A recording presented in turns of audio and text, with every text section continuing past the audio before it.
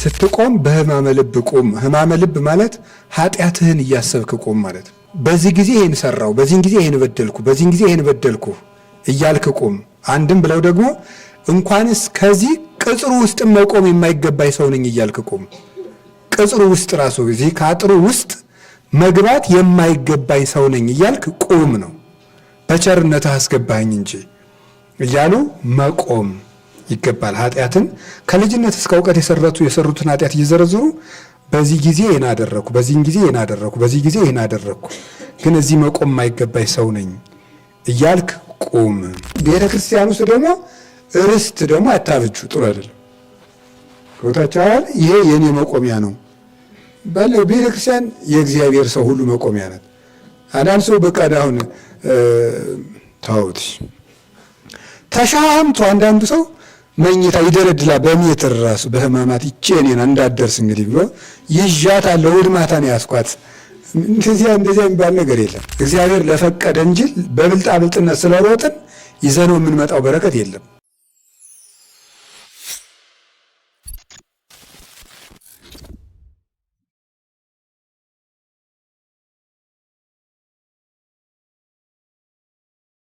ዛሬ ቀረ እንጂ ዲያቆናዊት የምትባላለች በሴቶች የምትሾም ማለት ነው። ዲያቆናዊት የምትባል 60 ዓመት የሞላት ሴት ናት የምትሾመው። ሊቀ ጳጳሱን የሚሾማት ዲያቆናዊት ገሌ ብሎ በቃሉን የሚሾማት እጅ አይጭንባትም።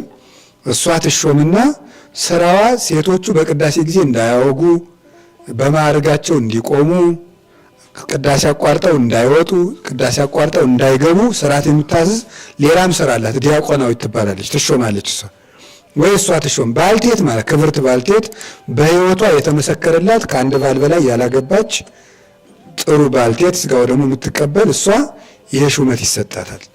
ከዚያ በኋላ እሷ ቁጭ ብላ ታስተባብራለች። እናንተ በዚህ ግቡ በዚህ ወጡ ትላለች ማለት ነው። ከዚያቹ ግን ሁሉ አስተባባሪ ከሆነ የወፍ ማህበር መሆኑ ነው።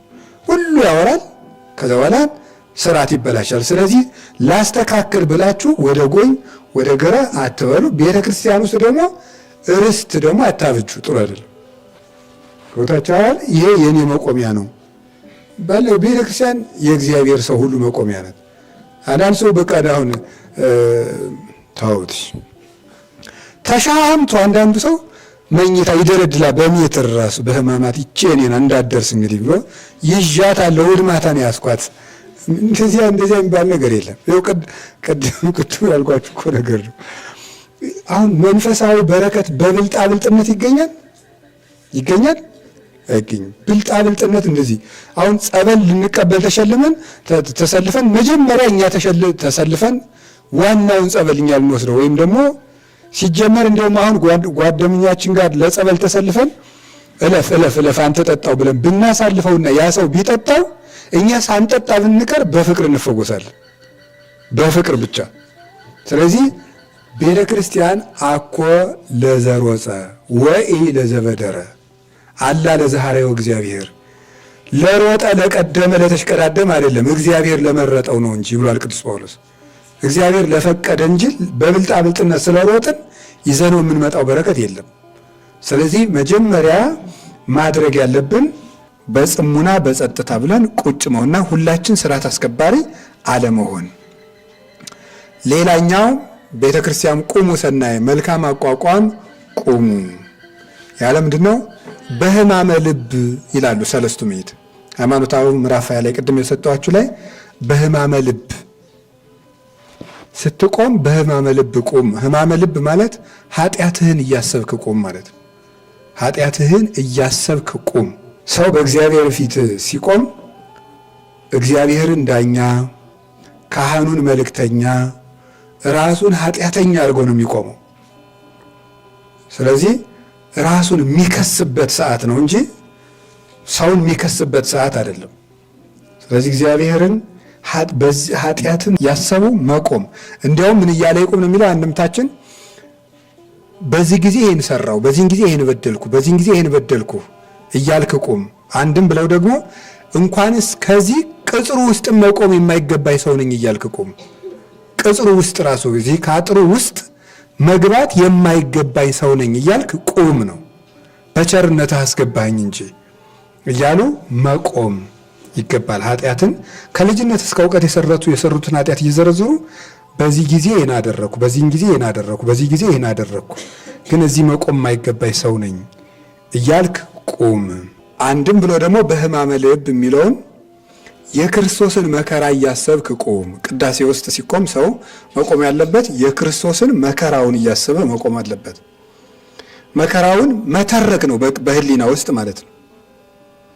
በቃ ሐሙስ ማታ ያዙት፣ ከዚያ በኋላ አሰሩት፣ በገመድ ጎተቱት፣ የፊተኞቹ ሳቡት፣ የኋለኞቹ ለቀቁት፣ በግንባሩ ተደፋ፣ የኋለኞቹ ሳቡት፣ የፊተኞቹ ለቀቁት፣ በጀርባው ተደፋ፣ ምራቅ ተፉበት፣ እጁን ቸነከሩት፣ ገረፉት እያሉ መቆም ነው ማለት ነው።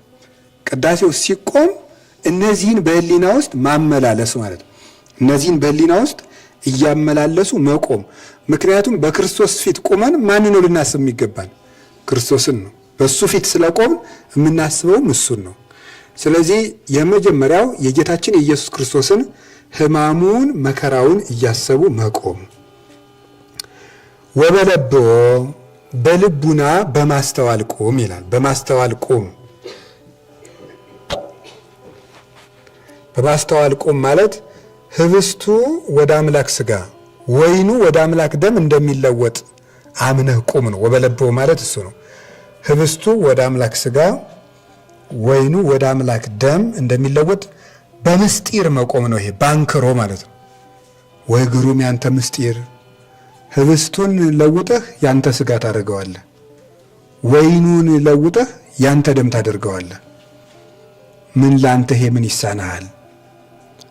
የሎጥን ሚስት ጨው አድርገሃት የለምን? ውሃውን ወይን አድርገው የለምን? ናቡከደነጾርን ዝንጀሮ አድርገው የለምን? ልለውጥ ካልክ ላንተ ምን ይሳናሃል? ይሄንን ምስጢር ትለውጠዋለህ። ይሄንን የምትለውጥ አምላክ እኔንም ለውጠኝ እያሉ መቆም፣ ምስጢረ ቁርባንና እያደነቁ መቆም። ስለዚህ አንደኛው በሕማመ ልብ ወበለብዎ ማለት ኃጢአትን በማስተዋል መቆም፣ የክርስቶስን መከራ እያሰቡ መቆም፣ ቅዱስ ሥጋውን ክቡር ደሙን ምስጢረ ቁርባንን እያሰቡ መቆም። ቄሱ ሲባርከው ጌታችን ኢየሱስ ክርስቶስ በእጆች ይባርክና ህብስቱ ወደ አምላክ ሥጋ ይለወጣል፣ ወይኑ ወደ አምላክ ደም ይለወጣል። ምንድነው? ቅድመ ይቀድሶ ካህን ህብስት ወወይን ወሶበ ይቀድሶ ካህን ይወርድ ላዕሌሁ መንፈስ ቅዱስ ወይትመየጥ ህብስትኒ እምከዊነ ህብስት ሀበ ከዊነ ሥጋ ወልደ እግዚአብሔር ወከማሁ ጽዋኒ ይትመየጥ እምከዊነ ወይን ሀበ ከዊነ ደም አምላካዊ። ቄሱ ሳይባርከው ቅዱስ አትናቴዎስ ነው የሚናገረው ሃይማኖታዊ ምዕራፍ 28 ላይ ቄሱ ሳይባርከው ህብስትና ወይን ነበር። ቄሱ ሲባርከው ግን ህብስቱ ህብስት ከመሆን ወጥቶ የአምላክ ሥጋ ይሆናል፣ ወይኑ ወይን ከመሆን ወጥቶ የአምላክ ደም ወደ መሆን ይለወጣል፣ መንፈስ ቅዱስ በሱ ላይ ያድርበታልና ይላል። ስለዚህ ያ ምስጢር እንደሚለወጥ የሐሙስ ማታውን ህብስት ወደ ዓርብ ሥጋው የሐሙስ ማታውን ወይን ወደ ዓርብ ደሙ እንደለወጠ አንተ ዘአሚሃ ወአንተ ዘይዜ እንዳለ ሊቁ ትናንትም አንተ ነህ ዛሬም አንተ ነህ እንዳለው የዛሬውን ህብስት ወደ ዓርብ ሥጋው የዛሬውን ወይን ወደ ዓርብ ደሙ ይለውጠዋል።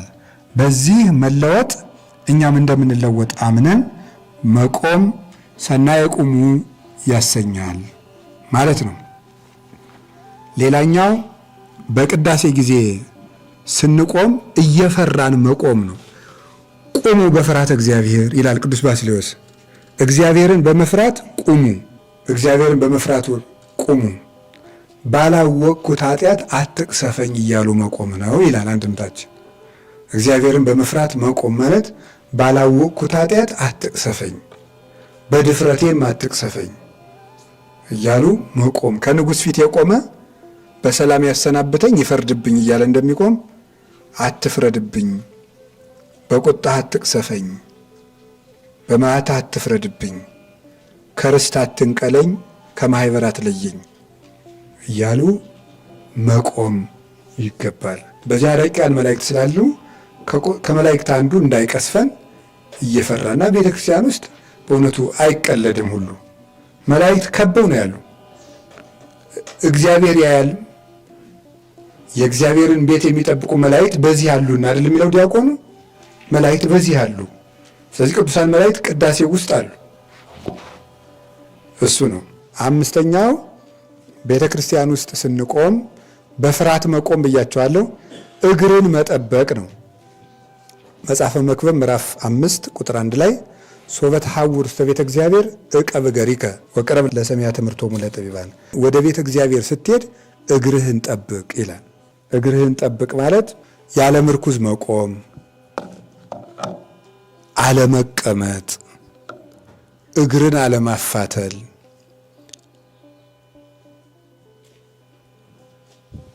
እግርን አለማፋተል። እንደዚህ ቤተ ክርስቲያን ውስጥ እንደዚህ ተብሎ አይቀመጥም። እንደውም ላሳያችሁ፣ እንደዚህ ተብሎ አይቀመጥም። እንደዚህ ብሎ እንኳን ቤተ ክርስቲያን ውስጥ በሰው ፊት እንዲህ ብሎ መቀመጥ ትዕቢት ነው፣ የተቃውሞ ምልክት ነው። ደግሞ እንደዚህ ማለት ጭራሽ አይታችሁ እንደዚህ ያለ ትዕቢት ነው።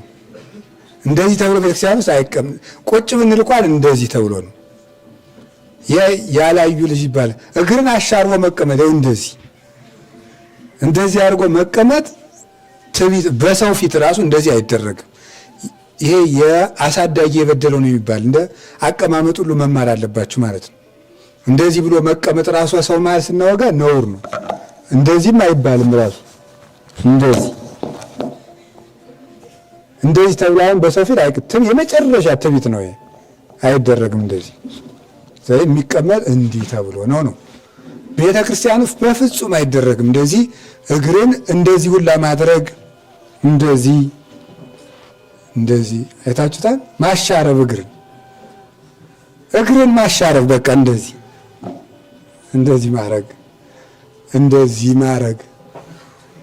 ማረግ መጠጋት ወደ ግድግዳው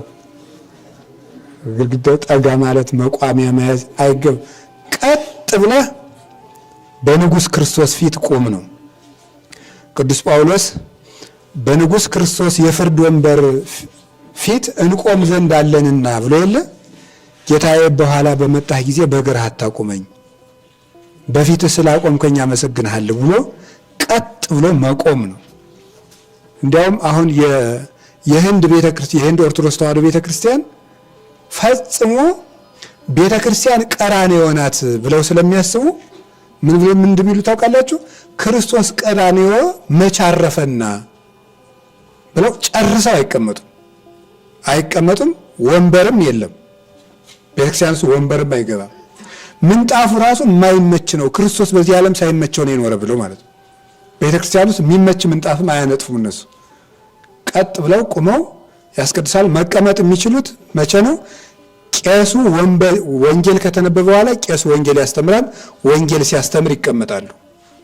መጨረሻ ላይ ደግሞ እትው ከተባለ በኋላ ለመልእክት ይቀመጣሉ። ያንንም ቄሱ ሲያዛቸው ነው የሚቀመጡት። ስለዚህ ግን በእኛም እለትነብሩ ተንስኡ የተቀመጣችሁ ተነሱ የሚለውን ሲተረጉሙ አባቶቻችን ምንድን ነው ያሉ? በቅዳሴ ጊዜማ ከታመመ ከሽማግሌ ከሕፃን በቀር ምን መቀመጥ አለና እንዲህ አለ ቢሉ በአራተ ዝንጋዬ በአራተ ኃጢአት ያላችሁ በንስሐ ተነሱ ሲል ነው እንጂ ብለው ነው የተረጎሙት። ስለዚህ በእኛም ጊዜ የተቀመጣችሁ ተነሱ። ስለዚህ መቀመጥ የሚፈቀድለት ከአቅም በላይ የሆነ ሽማግሌ፣ የታመመ ሰው እና ሕፃናት መቀመጥ ይፈቀድላቸዋል። ከዛ ውጭ ግን ቀጥ ብሎ መቆም ይገባል። ምክንያቱም ያለነው የት ነው ያልኳችሁ? ቀራንዮ። ጌታችን ኢየሱስ ክርስቶስ አላረፈምና ነው። ቀራንዮ ላይ አላረፈም። ስለዚህ እኛም ከሱ ጋር አብረን ስለቆምን እሱ በመከራ ላይ እያለ እንደ ማረፍ ይቆጠራልና አንቀመጥም። ቀጥ ብለን መከራውን እያሰብን እናስቀድሳለን ማለት። ስለዚህ አንዱ የምንቆመው እግራችንን ጠብቀን መቆም ነው። ሌላኛው እግረ ልቡናን መጠበቅ ነው። እግርን መጠበቅ ማለት እግረ ልቡናን መጠበቅ ነው። የልብን እግር መጠበቅ ነው። የልብ እግር ይባክናል፣ ይሄዳል ብዙ ቦታ። ወደ ልጅነት ጊዜያችን ይሄዳል፣ ወደ አስቀየመን ሰው ይሄዳል። እንግዲህ ወዴት እንደሚሄድ ደግሞ ሌላ ጊዜ አላውቅም። ወደ ሆነ ነገር ይሄዳል። ወደ እሱ ላለመሄድ ላለመውሰድ መጠበቅ። እንዴት አድርገን ነው የምንጠብቀው? ውስጥ ላይ ያሉ ነገሮችን በማሰብ ሕማሙን በመተረክ ኃጢአትን በማሰብ ስዕሎቹ ፊት ለፊት ካሉ እነዚያን ስዕሎች በማሰብ በእነዚህ ልቡናችንን መጠበቅ እንችላለን። እግረ ልቡናህን ጠብቅ እንዳለ፣ ስለዚህ እግረ ልቡናን መጠበቅ ቤተክርስቲያን ውስጥ ስናስቀድስ። ሌላኛው በሚቀድሰው ቄስ አለመሳቅና አለመፍረድ ነው። ድምፅ የሌለው ቄስ ሊቀድስ ይችላል። ንባብ የማይችል ሰውዬ ሊቀድስ ይችላል። ትናንትና ስንል ነበር በዚህኛው በሌላ የትምህርት ጉባኤያችን ድምፅ የሌለው ቄስ ገብቶ ይቀድሳል። ንባብ የሚያበላሽ ቄስም ያው ይቀድሳል። በደንብ ሳይማር ወይ ቅኔ ሳይማር እንዴት ይደረጋል? ምንድነው እኛ ሊሰማን የሚገባን? አባ ጴሜን የሚባል የቤተክርስቲያን አባት ምንድነው የሚለው? ንባቡን የሚያበላሽ ሰው ከሰማ የተማርክ ከሆንክ መልሰው፣ ስትመልሰው ግን የሚቆጣ ከሆነ ሲመለሳውን የሚቆጣ ሰው ይኖራል ነው እንግዲህ። እኔ ገጥሞኝ እንኳን አያውቅም፣ ግን የሚቆጣ ሰው ይኖራል። ሲቆጣ የሰውየውን ትናንት ነግራችሁ ነበር። እንደውም አጼ በካፋ ምን አድርገዋል? አጼ በካፋ በሕማማት እያነበቡ ሊቃውንቱ ሁሉ ዝም። ተማሪ ነው መቼም የቄስ ተማሪ ነፃ ፍጡር ነው፣ ደስ ይላል። ወደ ላይ ከፍ ካላለ እንደ ልቡ ነው። ምን ችግር አለበት? በቃ አንዱ ጉባኤ የተከፋው ጣጥሎት ይሄዳል። በኢትዮጵያ ታሪክ ሲሰራ ይኖራ የቄስ ተማሪ ነው እንደምታውቁት። በንግስት ዘውዲቱ ጊዜ፣ በአጼ ቴዎድሮስ ጊዜ፣ በአጼ በካፋ ሁልጊዜ ተማሪ ነው ታሪክ ሲሰራ ይኖረ። በአጼ ቴዎድሮስ ጊዜ እግዚአብሔር ምን ያደርጋል ብለው ጠይቀው ሁሉም ሊቃውንት ሲጠፋቸው ተማሪ ነው የመለሰው። እግዚአብሔር ምን ያደርጋል? ይፈርዳል፣ ምን ይላል፣ ምን ይላል፣ ምን እያለም ሁሉ መለሰ። ከዛ ተማሪው ምን አለ?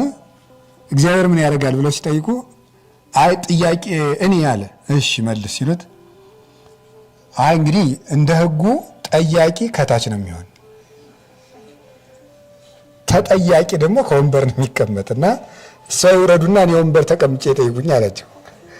እሺ ብሎ እሳቸው ወንበር ላይ ተቀመጠና እሺ በልመልስ እግዚአብሔር ምን ያደርጋል ሲሉት እንዲህ ያደርጋል። ምን ያደርጋል? በወንበር ያለውን አውርዶ ሌላ ይተካል ማለት ነው። እንደዛ አድርጓል። በንግስት ዘውዲቱ ጊዜ ደግሞ ገንፎ አገንፍተው ንግስት ዘውዲቱ ገንፎ አገንፍተው በ3 ክንድ ማንካ ብሉ አሏቸው። ግራም በ3 ክንድ ማንካ እንዴት ብሎ ነው የሚመጣው? ማይሆን ነገር እኮ ነው ሲሏቸው ምን አለተሚ ዚአከ ለዚአየ ዚአየ ለዚአከ፣ አንተ ለኔ አጉርሰኝ ለአንተ አጎርሳለሁ ብለው ገንፎ ሙልጭ አድርገው በሉባቸው ማለት ነው። ለፈተና ነበር እንዲሁ ተማሪ ምን ያመጣውን ብለው ሲፈትኗቸው ነው። እና በአጼ በካፋ ጊዜ ደግሞ ተማሪ ያ ሁሉ ሊቃውንት ንጉሱ የተማሩ ስለሆነ ንባብ ሲያነቡ በመሃል ዝም አለ ፈርቶ ሊቃውንት። ተማሪ መለሰ። ይሄ ማይረባ ቁጭ ብለው ጨፈጨፉት ሊቃውንቱ። ምን አሉ እሳቸው? እናንተ አስመሳዮች ጌታችሁ ክርስቶስ ምንድን ነው ያላችሁ? ይይሰነ ናድሎ ለእግዚአብሔር የምናድሎ ለሰብ፣ ለሰው ከምናደላ ለእግዚአብሔር ብናደላ ይሻላል አላሉም ሐዋርያት? ስለዚህ እኔ ንጉሥ ስለሆንኩ ፈርታችሁ ንባቡን ሲበላሽ ዝም ትላላችሁ ብለው ገስጿቸው፣ ለዚያ ልጅ ግን ሽልማት ሰጡት ይባላል። ስለዚህ አሁን ሌላቸው የፈለኩት ምንድነው? ንባብ የሚያበላሽ ቄስ ይገጥመናል። ምንድነው ማድረግ ያለብን ሲባል ከቅዱሳን አባቶች አንዱ አባ ጴሜን የሚባል አባት ምን ይላል?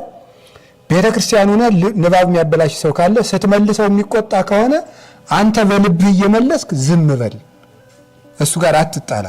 ከዛ አንተ ዝም ብለህ በልብህ ንባቡን ሳታቋርጥ ሳትሰለች እየተጋ በልብህ መልሰው። ከዛ መላእክት የሚወድቀውን ቃል ይሞሉታል እንጂ በሚወድቀው ሰው ላይ በሚያነበው ሰው ላይ ግን አቤት አቤት አሁን ተመልክቶት ቢመጣ ምን እንትን ቢል አይማርም ከመጠምጠም መማር ይቅደም እንዲሉ ምናምን እያሉ መመጻደቅ ተገቢ አይደለም። በድምጹም በኃጢአቱም ቢሆን አይመለከተንም። ትናንትና እንደተናገርኩት ቅዱስ ዮሐንስ አፈወርቅ ምንድነው እሱ ባላቅሙ ላንተ እየጸለየ ነው። እሱ ባለ አቅሙ ለአንተ እየለመነ እንዴት አንተ ትፈርድበታለህ? መጽሐፈ ተግሳጹ ላይ አለ። ባለችው እውቀቱ ባለችው ጸጋው ለአንተ እየወጣ እየወረደ መቼም ማህሮሙ ጊዜው ነው እንጂ ኮንኖሙ ጊዜው አላለም። ፍረድባቸው አላለም። ማራቸው ነው። ምንም ቢሆን ባለችው አቅሙ ማራቸው እያለ ነው። ስለዚህ ሳንፈርድ ገሌ ደግሞ ሰው መሳይ እዚህ ቤተክርስቲያን ገባ አትች ደግሞ አስመሳይ መጣች እያሉ መመጻደቅ ዋጋ ያስከፍላል። ብሎ ሳይፈርዱ መቀደስ ማለት ሲጀመር ራሱ ቄስ ገሌ ደስ ይሉኛል እኔ እንትን ቤተክርስቲያን ነው ደስ የሚል እሳቸው ሲቀድሱ ማለትም ነውር ነው። ዝም ብሎ ሰው የሚቀድስ ኢየሱስ ክርስቶስ ነው። ቄስ እንደ አቅሙ ተላላኪ ነው። ያን በደንብ አድርጎ በልብ አስተውሎ በአይምሮ አንሰላስሎ መሄድ ይገባል። እና አንደኛው የሚመለከተን ሳንፈርድ መቆም ነው እላችኋለሁ። ከቃሉ ጋር ናችሁ? ከቃሉ ጋር ናችሁ? እግዚአብሔር ከሁላችን ጋር ይሁን። ሌላኛው ቅዱሳት መጻሕፍትን ማዳመጥ፣ የሚነበቡ መጻሕፍትን ማዳመጥ ይገባል። የሚነበቡ መጻሕፍት እመበውሲ እመመናን ዘዋ ቤተ ክርስቲያን በጊዜ ቅዳሴ ወይሰማ መጻሕፍተ ቅዱሳተ። መጻሕፍትን ያልሰማ ሰው ቤተ ክርስቲያን ውስጥ ገብቶ መጻሕፍትን ያልሰማ ሰው ሰማያዊ ንጉሥን አቃሏል ነው። ቤተ ክርስቲያን ውስጥ ገብቶ ቅዱሳት መጻሕፍትን ንጹሐት መጻሕፍትን ያልሰማ ሰው ሰማያዊ ንጉሥን አቃሏል። ስለዚህ እነዚህ ሲነበቡ ማዳመጥ፣ ወንጌል ሲነበብ፣ ምስባክ ሲሰበክ፣ ግብረ ሐዋርያት ሲነበብ፣ መልእክተ ጳውሎስ ሲነበብ ቁሞ ማዳመጥ ይገባል። ካሁን በፊትም እንደነገርኳችሁ እነ ቅዱስ እንጦንስ ቅዳሴ ላይ በሰሙት ነው ሕይወታቸውን የመሰረቱት። ስለዚህ ቅዳሴ ላይ የእግዚአብሔርን ቃል ማዳመጥ ምንድነው? ካህኑ የሚናገረውን ቃል አድምጠው ይላል ሥርዓተ ቅዳሴው ላይ ራሱ የሚናገረውን ቃል ማዳመጥ ይገባል። መክብብ ላይም እንዳልኳችሁ ወደ እግዚአብሔር ቤት ስትሄድ እግርህን ጠብቅ ካለ በኋላ ምንድን ያለ? ቅረብ ለሰሚያ ትምህርቶሙ ለጠቢባን፣ የጠቢባን መምህራንን ቃል ለማዳመጥ ቅረብ ነው። ስለዚህ የእግዚአብሔርን ቃል ቅዳሴ ውስጥ ማዳመጥ፣ ራሱን ቅዳሴውን ራሱ ሲነበብ እሱን ማዳመጥ ይገባናል። ያን ጊዜ ንጉሥ ክርስቶስ የሚናገርበት ጊዜ ስለሆነ እንዴት ነው የሚለን? ዲያቆኑ ቁሙ ወአጽምዑ ወንጌለ ቅዱሰ ዜናሁ ለእግዚእነ ወመድኃኒነ ኢየሱስ ክርስቶስ። የጌታችን የመድኃኒታችን የኢየሱስ ክርስቶስ ዜና የምትሆን ቅዱስ ወንጌልን ቁማችሁ ስሙ። ቁሙ ወአጽምዑ፣ ቁማችሁ አዳምጡ። የጌታችን ኢየሱስ ክርስቶስን ዜና የሚል የጨመረበት ምንድን ነው? ልደቱን፣ ጥምቀቱን፣ ጾሙን፣ ሕማሙን፣ ሞቱን፣ ትንሣኤውን፣ ዕርገቱን፣ ዳግም ምጽአቱን ትናገራለችና ወንጌልን ዜና አላት ይላል ቅዳሴያችን። ዜና በጎ ወሬ ማለት ነው። ዜና ማለት እንደ ወንጌል ያለ በጎ ወሬ ነው። በነገራችሁ ላይ ወንጌል ማለት ብስራት ማለት ነው። ወንጌል ለምን ብስራት ትባላለች ትባል? ሁለት ምክንያት ነው ያላት። የመጀመሪያው ክርስቶስ ወደዚህ ዓለም መጣ ብላ መናገሯ ነው። ሁለተኛው ደስታዋ ተስፋ መንግሥተ ሰማያትን መናገሯ ነው። ስለዚህ የክርስቶስ ወደዚህ ዓለም መምጣትና ከወዲያኛው ዓለም ወደዚህ ዓለም መምጣቱ ዜና ይባላል። ወንጌል ሁለት ዜና ነው ያላት። ሲደመር፣ ሲቀነስ፣ ሲባዛ፣ ሲካፈል ብትሉት ወንጌል ሁለት ዜና ያላት ናት። ክርስቶስ ወደዚህ ዓለም መጣና ዳግመኛ ለእኛ መንግሥተ ሰማያትን ሊያወርስ ይመጣል። አምላክ ወደ ባሪያዎቹ መጣ። ይሄ በጎ ዜና ነው። እንግዲህ ሊወስደን ይመጣል። በጎ ዜና ነው። ሁለቱን የያዘች ናት። ስለዚህ የሚናገር ነገር ሁሉ ወንጌል ነው። ስለዚህ ይላል ቅዱስ ዮሐንስ አፈወርቅ ለምሳሌ ቅዱስ ጳውሎስ በመልእክታቱ ወንጌል እያለ ይጠራዋል። እሱን ወንጌል የሚባል ግን ጌታ ያስተማረው ነው። ቅዱስ ጳውሎስ ግን እሱ የጻፈውን መልእክት ራሱ ወንጌል እያለ ይጠራዋል። እና ወንጌል የሚለው ለምንድን ነው? ስለ ክርስቶስ መምጣትና ስለ ተስፋ መንግሥተ ሰማያት የሚናገር ሁሉ ወንጌል ነውና ነው የሚሉት።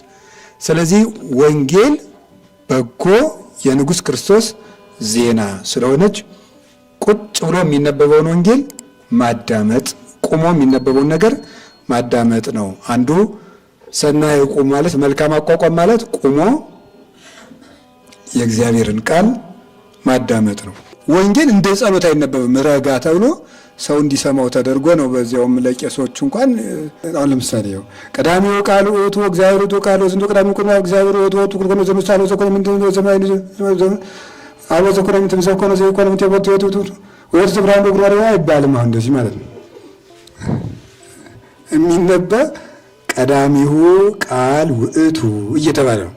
በመጀመሪያ ቃል ነበረ፣ ቃልም እግዚአብሔር ነበረ፣ ቃልም በእግዚአብሔር ዘንድ ነበረ፣ ያም ቃል ከቀዳማዊ እግዚአብሔር ጋር ነበረ፣ በእርሱ ሁሉ ሆነ፣ ያለሱ ምንም የሆነ የለም። እንዲህ ተብሎ ሲነበብ ሰው ይሰማል ማለት ነው እንጂ እንደ ጸሎት ብሎ በጨረስ ይሄ ለጸሎትም አይመች እንኳን ለእውቀት ማለት ነው። ስለዚህ ረጋ ብሎ መልእክት አንባቢዎችም ወንጌል አንባቢዎችም ግብረ ሐዋርያት አንባቢዎችም ቀስ አድርጎ ማንበብ። ይሄ እኮ የምስራች መንገድ እኮ ነው።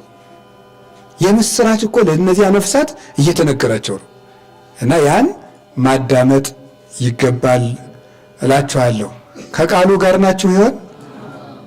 ከቃሉ ጋር ናችሁ? እግዚአብሔር ከሁላችን ጋር ይሁን። መጻሕፍትን ማዳመጥ አንዱ ነው። ሌላኛው ቤተ ክርስቲያን ውስጥ ስንቆም መታገስ ነው። ትዕግስት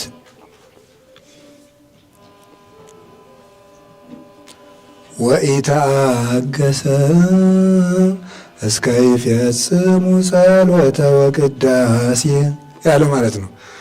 መታገስ ቤተ ክርስቲያን ውስጥ እስከ መጨረሻው ድረስ መታገስ ይገባል። ኢትጻ እምቤተ ክርስቲያን ቅድስት ዘይንበለ ማኅተም እትው ሳይባል ከቤተ ክርስቲያን ለመውጣት አትቸኩል። ሰለስቱ ምዕት በሃይማኖተ አበው የተናገሩት ነው። እትው ሳይባል ከቤተ ክርስቲያን ለመውጣት አትቸኩል። ቅዳሴ ቶሎ ባለቀ አትበል። ባለ ሁሉ ሰዓት ማየት ምን ማለት እንደዚህ ማለት በቃ ተመስገን እዚህ ደረሱ ማለት ሳይ ጊዜው አሉ ማለት ይሄ ተገቢ ያልሆነ ነው። ከእግዚአብሔር ጋር መኖር እንዴት ይሰለቻል! እግዚአብሔር ጋር 2 ሰዓት መቆየት እንዴ ሰለቸን እንዴ! ቅዳሴው ይጠርልን ሲል እኮ ይሄ ትውልድ ፍጹም ማፈሪያ እኮ ነን እንዴ! ቅዳሴ ከክርስቶስ ጋር መቆየት ከሆነ እንዴት ከክርስቶስ ጋር መቆየት ይጠርል ይላል? የምትወደውን ጓደኛን ኧረ ቆይ እንጫወት ራቲድ ቆይ እንጂ 30 ደቂቃ እኮ አለን እያልክ እያወራ ከክርስቶስ ጋር መቆየት እንዴት ይሰለቻል? ከእግዚአብሔር ጋር መኖር እኮ ነው። ስለዚህ እስከ መጨረሻው ድረስ መታገዝ ያለ ግድ ነገር ሕማም ካላገኘ በቀር ነው የሚሉት። ሕማም ካላገኘ በቀር በሽታ ካላገኘ በቀር ያ ማለት ሕማምም ሆነ እንደ ውጣ ውጣ የሚለው ማለት ነው። ወይ አጉል ነገር ካልተፈጠረ ነገር እትው ሳይባል ከቤተ ክርስቲያን ወጥተህ አትሂድ። እትው ማለት ሌላ ቀን የምነግራችሁ ይቆይ። ወደ በሰላም ሂዱ ሳይባል ከቤተ ክርስቲያን አለመውጣት። ስለዚህ ቤተ ክርስቲያን ምንድን ነው?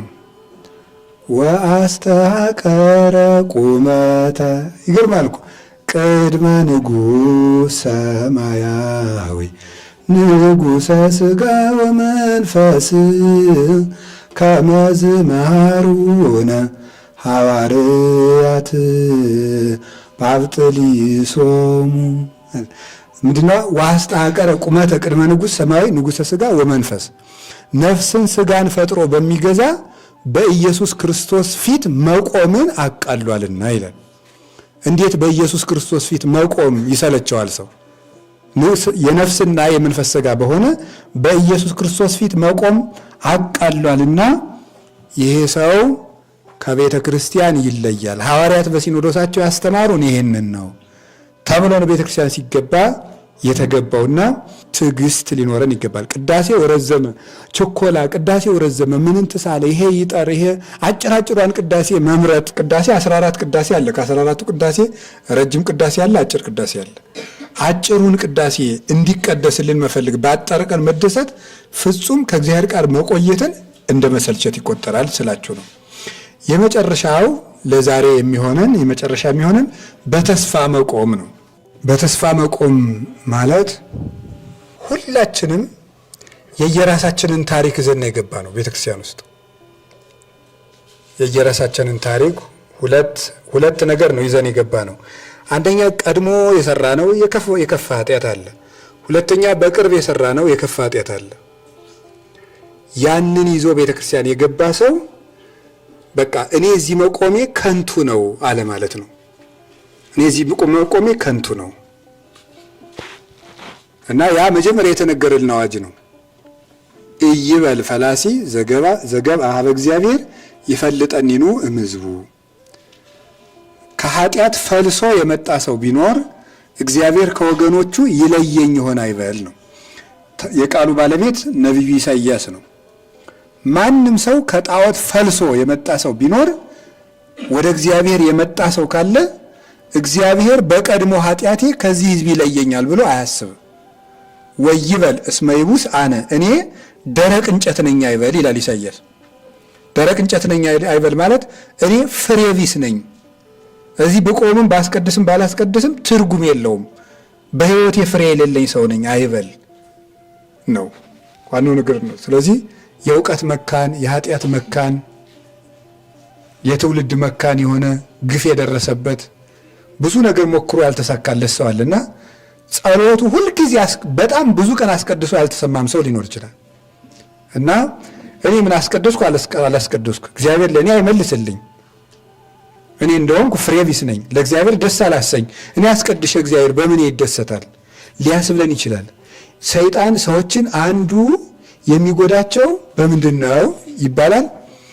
ኃጢአታቸውን። አቡነ ሽኖዳ ሳልሳዊ የእስክንድርያ ፓትርያርክ ናቸው እንደሚሉት ሰይጣን ሰዎችን የሚጎዳው አንዱ ምን በማድረግ ነው ይላሉ? ባልተገባ መንገድ የድሮ ኃጢአታቸውን እንዲያስቡ በማድረግ ነው። ባልተገባ መንገድ ማለት ምን ማለት ነው? ባልተገባ መንገድ ማለት ምን ማለት ነው? ባልተገባ መንገድ ማለት ኃጢአትን እግዚአብሔርን ለመውደድ መጠቀም ሲገባ ኃጢአትን ለተስፋ መቁረጥ መጥቀስ ማለት ነው። ምን እኔ እንዲሳረግ ይኖርኩ ነው አሁን ምን አፈራለሁ ማለት ሁለት። ስለዚህ ሰይጣናዊ ጸጸትና መንፈስ ቅዱሳዊ ጸጸት አለ። ሰይጣናዊ ጸጸት ማለት እኔ እንዲህ አደረኩ ስለሆንኩ እኔ እማረባ ሰው ነኝ ማለት ይህ ሰይጣናዊ ጸጸት ነው። መንፈስ ቅዱሳዊ ጸጸት ደግሞ ማለትሳ እኔ እንዲህ አድርጌያለሁ፣ ልጅ ልባል አይገባኝም ነበር፣ በምህረት ግን ተቀበልከኝ ብሎ ፍቅሩን ከኃጢአት ጋር አስማምቶ ማልቀስ ነው። እንዲህ ሲሆን ተቀበልከኝ፣ እንዲህ ሲሆን አልቀሰፍከኝም፣ እንዲህ ሲሆን ጠራኸኝ እያሉ ኃጢአትን ከእግዚአብሔር ቸርነት ጋር እያነጻጸሩ የፍቅር ልቅሶ ማልቀስ ነው እንጂ እኔ ክፉ ነኝ ማለት ግን ጥቅም የለው። ዲያብሎሳዊ ጸጸት ነው የሚባለው። ስለዚህ ሁላችንም ስናስቀድስ በጎ ምህረቱን ማሰብ አለብን። መንፈስ ቅዱስ ይወርዳል። እዚያ ካህኑም የነገረን ለዚህ ነው። መጀመሪያ ሲነግረን ምንድን ነው? መንፈስ ቅዱስ ሚመጣን ግርምት ዛቲ ዕለት ወጽብት ዛቲ ሰዓት እንተባቲ ይወርድ መንፈስ ቅዱስ እመልዕልተ ሰማያት ወይጼልሎ ለዝንቱ መስዋዕት ወይቄድሶ በጽሙና ወበፍርሃት ቁሙ ከመሰላሙ ለእግዚአብሔር ያሃሉ ምስሌ ምስለ ኩልክሙ ነው ያለ። ስለዚህ መንፈስ ቅዱስ ከሰማይ የሚወርድባት ይህንን መስዋዕት የሚለውጥባት ይህች ዕለት እንዴት የምታስደንቅ የምታስገርም የምታስፈራ ናት ነው ያለ። መንፈስ ቅዱስ የሚወርድባት ተብሎ የተማርነው መንፈስ ቅዱስ የሚወርድባት ከተባለ መንፈስ ቅዱስ ወይጼልሎ ለዝንቱ መስዋዕት ይህን መስዋዕት የሚጋርድባት ይላል። የሚጋርድባት ያለው ምንድን ነው? መንፈስ ቅዱስን በርግብ ነው የተናገረው ማለት ወይጼልሎ ሲል መንፈስ ቅዱስን ርግብ እያለው ነው። መንፈስ ቅዱስ የሚወርደው በርግብ አምሳል ነውና ይህ ማለት ምን ማለት ነው? ርግብ የዋህ ናት። መንፈስ ቅዱስ ደግሞ ተበቃይ አይደለም። መጽንዒ መንጽሒ መስተስሪ መስተፍስሒ መንቅሒ አይደለ? የሚያነቃ የሚያስደስት የሚያራራ መንፈስ ነው የእግዚአብሔር መንፈስ። እግዚአብሔር የይቅርታን መንፈስና ራስን የመግዛት መንፈስ እንጂ የፍርሃትን መንፈስ አልሰጠንም ብሏል ቅዱስ ጳውሎስ። የርኅራኄን የምህረትን ራስን የመግዛት መንፈስ እንጂ የፍርሃትን መንፈስ አልሰጠንም። በእግዚአብሔር ፊት የምንቆምበት ድፍረት አለን ይላል ቅዱስ ጳውሎስ። በእግዚአብሔር ፊት የምንቆምበት ሞገስ አለን። ወብነ ሞገስ ሶበንበው ውስተ ምሥዋዕሁ ለእግዚአብሔር በደሙ ለእግዚእነ ኢየሱስ ክርስቶስ። በጌታችን በመድኃኒታችን በኢየሱስ ክርስቶስ ደም ወደ መቅደስ ስንገባ ባለሟልነት አለን ብሏል ዕብራውያን መልእክቱ ላይ ሲናገር ብነ ሞገስ ሶበንበው ውስተ ምሥዋዕሁ ለእግዚአብሔር በደሙ ለእግዚእነ ኢየሱስ ክርስቶስ። ይዘን የምንገባው የበግ ደም ስላልሆነ፣ ይዘን የምንገባው የወይፈን ደም ስላልሆነ፣ ይዘን የምንገባው የኢየሱስ ክርስቶስን ደም ስለሆነ በእግዚአብሔር ፊት የመቆም የልጅነት መብት አለን። የፍቅር መብት ነው፣ በፍቅር የተሰጠን። ስለዚህ እንድንቆም መንፈስ ቅዱስ እኛን ቀፍቅፎ የሚያወጣን ምንድን ነው? የሰጎን እንቁላል ራሱ ከቤተ ክርስቲያን ላይ የሚቀመጠው ለምንድን ነው? የሰጎን እንቁላል ጫጭቶቿ ሊፈለፈሉ ሲቃረቡ ከቅርፍቱ ውስጡ ነው ድምፅ ያሰማታል። ከዛ በኋላ የሚፈለፈሉበት ቀን ደርሷል ብላ ቀፍቅፋ ከቅርፍቱ ታወጣቸዋለች። ጫጭቶቹ እኛ ነን። ቅርፍቱ ኃጢአት ነው። ከዚያ ቀፍቅፎ የሚያወጣን ማን ነው? መንፈስ ቅዱስ ነው። እኛ ውስጡ ነን ምንጮህ ጫጭቶች ነን ማለት በኃጢአት ተይዘን እግዚኦ መሐረነ ክርስቶስ የምንል ሰዎች ነን። እዚያው ቅርፍቱ ውስጡ ነን ማለት ነው። መንፈስ ቅዱስ ግን እኛን ቀፍቅፎ ከቅርፍታችን ለማውጣት የተፈለፈልን ልጆቹ እንድንሆን ቅርፍታችን ሊያስለቅቅልን ነው እዚያ የቆም ነው። መተን የምንቆመው ያንን ለመማር ነው የመጣ ነው። ስለዚህ እንደዚያማ ባይሆን ኑሮ ማለት ነው እግዚኦ መሐረነ ክርስቶስ ለምን ይላሉ? ጳጳሱም እኮ ሲቀድሱ ኃጢአት ባይኖርባቸው እሳቸውም እግዚኦ መሐሮሙ ክርስቶስ ይሉ ነበር። ግን ምን የሚሉ ምንድን ነው?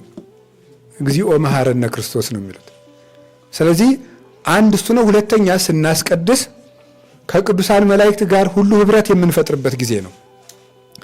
ከቅዱሳን መላእክት ጋር የምንተባበርበት ጊዜ ስለሆነ ቅዱስ ህብረት ውስጥ ስለሆነ የምንገባው እኛ ኃጢአተኛ ብንሆን እንኳን ስለነሱ ይሰረይልናል። የዮሐንስ ወንጌል ምዕራፍ 4 ከቁጥር 1 ጀምሮ አንድ ኃይለ ቃል አለ። ጌታችን ኢየሱስ ክርስቶስ ከይሁዳ ወደ ኢየሩሳሌም ሲሄድ በየት በኩል አለፈ ይላል? በሰማርያ በኩል አለፈ ይላል። በሰማርያ በኩል አለፈ። ስለዚህ ኢየሩሳሌም የጻድቃን ምሳሌ ናት፣ ሰማርያ ደግሞ የኃጥአን ምሳሌ ናት። ወደ ኢየሩሳሌም ሲሄድ ወይም ወደ ይሁዳ ሲሄድ በሰማርያ በኩል አለፈ ማለት ለጻድቃን ሲመጣ በዚያውም እነማንን ይጎበኛል ነው? ኃጥአንን ይጎበኛቸዋል። ስናስቀድስ ሚካኤል አብሮን ያስቀድሳል፣ ገብርኤል አብሮን ያስቀድሳል፣ መላእክት አብሮን ያስቀድሳሉ፣ ነቢያት አብረውን ያስቀድሳሉ፣ ሐዋርያት፣ ሰማዕታት፣ ጻድቃን በሙሉ አብረውን ያስቀድሳሉ። ከዚያ በኋላ እመቤታችን ቅድስት ድንግል ማርያም ደግሞ የነዚህ ሁሉ መሰላል ሆና ደግሞ አብራ ታስቀድሳለች። ቅዳሴው ውስጥ አለች። እነዚህ ሁሉ ካሉ እኛ የሚታይ ነገር ባይኖረን እግዚአብሔር እነማንን ያያል? እነዚህን ቅዱሳን አይቶ ለእኛ ምሕረት ይሰጠናል። ስለዚህ ቅዳሴ ትልቅ የተስፋ ቀን ነውና እነገሌ ተቀድሰው ይወጣሉ፣ እነገሌ ባዶአቸውን ይወጣሉ የሚል አስቀድሶ ባዶውን የሚመለስ ሰው የለም። 4 ነጥብ። ማንም ሰው ሊሆን ይችላል። አስቀድሶ መንፈስ እግዚአብሔር ሳያድርበት አይወጣም። ነገር ግን ታዲያ እንደዛ ከሆነ አስቀድሰን ትግል ሊገጥመን ይችላል። ሰይጣን አስቀድሰን እንቅፋት ሊገጥመን ይችላል። እንደዚያ ከሆነ ታዲያ ማለዳ ቅዳሴ ላይ ያገኘነው የመንፈስ ቅዱስ ረድኤት የት ሄደ ብንል እኛ ሩጫዋን ያልጨረሰችው ቤተክርስቲያን ነን። ገብቷችኋል? በተጋድሎ ያለችው ቤተክርስቲያን ነን። ስለዚህ ገድል ውስጥ ስላለን ሰይጣን አሁንም ይፈትነናል። መንፈስ ቅዱስ ነፃ ፈቃዳችንን እየረዳ የሚያሳድግ ነው እንጂ ነፃ ፈቃዳችን የሚቆለምም አይደለም። ሰይጣን ደግሞ ያለ ነፃ ፈቃዳችን ሊፈትነን አይችልም። ስለዚህ የእግዚአብሔር ቤተሰቦች ቅዳሴ ስናስቀድስ በተስፋ እንቁም። የተስፋ አምላክ ኢየሱስ ክርስቶስ ማንንም ሰው ፈልጎት መጥቶ አይመልስም። እግዚአብሔር እልከኛ ልብ ካልኖረው በስተቀር ሰውን ሜዳ አያስቀረውም። አንዳንድ ጥያቄዎቻችንም ቶሎ የማይመልሳቸው ትዕቢታችንን ስለሚያውቅ ነው።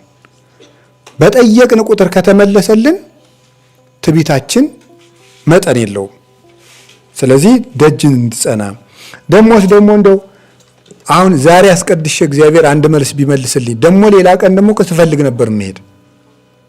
ስለዚህ ግን ጥያቄ ስላልተመለሰ ሁልጊዜ እንዲመለስልኝ እያልኩ እንደሄድ የራሱ ሊያደርገን ስለሚፈልግ ነው የሚያመላልሰን እንጂ አንድ ሰው ሲጠይቅ ጥያቄውን አንድ ቀን መልስ እያደረገ እግዚአብሔር መስደድ አቅቶት አይደለም። ግን የሱ ተላጽቆተ ስዕል የሚባለው ለዚህ ነው። በጸሎት ከሱ ጋር ተጣብቀን እንድንቀር ተዋህደን እንድንቀር እግዚአብሔር ጸሎታችንን ያዘገየዋል። ራሱ የቅዳሴ አዋጅ የሚያስረዳን ይሄ ነው። ያረምም ከመዘይ ሰም ያጎነዲ ከመዘይሁ ነው። ሰለስቱ ምዕት በቅዳሴያቸው ሲናገሩ ያረምም ከመዘይ ሰም ያጎነዲ ከመዘይሁ እንደማይሰማ ሰው ዝም ይላል፣ እንደማይሰጥ ይዘገያል ያዘገያልም ተብሎ ይተረጎማል። ስለዚህ እግዚአብሔር ዝም የሚለን ለዚያ ነው እንጂ በቅዳሴ ጊዜ ጸሎታችንን ስላልሰማን አይደለም እላችኋለሁ። ትልቁ ነገር ግን ከበኩራት ማህበር ውስጥ መግባት ነው። የእግዚአብሔር የቅዱሳን ህብረት ውስጥ እንደገባን መቁጠር፣ ወደ ተቀደሰ ማህበር፣ ወደ ብርሃን ቤት፣ ወደ ብርሃን ባህር ውስጥ ገብተን እየዋኘን እንደሆነ እንድናስብ፣ በእግዚአብሔር የአትክልት ቦታ ውስጥ ገብተን ልዩ መዓዛ እያሸተተን እንደሆንን ማስብ። ወልድ ሆይ ወረደ ውስተ ገነቱ እንዳለ በእግዚአብሔር ልዩ መዓዛ ባላቸው ተክሎቹ ውስጥ ገብተን እንደቆምን ማሰብ፣ በልዩ የንጉሥ አዳራሽ እንደገባን ማሰብ፣ በንጉሱ ከተማ ስፍራ እንደተፈቀደልን እንደ አንድ እድለኛ ሰው ራሳችን እየቆጠርን እንደ እግዚአብሔር ፈቃድ ውሎ ማደር ነው ማስቀደስ ማለትና ያስተማረን የመከረን የቸርነት ባለቤት ኢየሱስ ክርስቶስ ክብር ምስጋና ይግባው። አስቀድሰን እንድንቀደስ በቸርነቱ ይርዳን። ወስብሐት ለእግዚአብሔር። ይቆየን።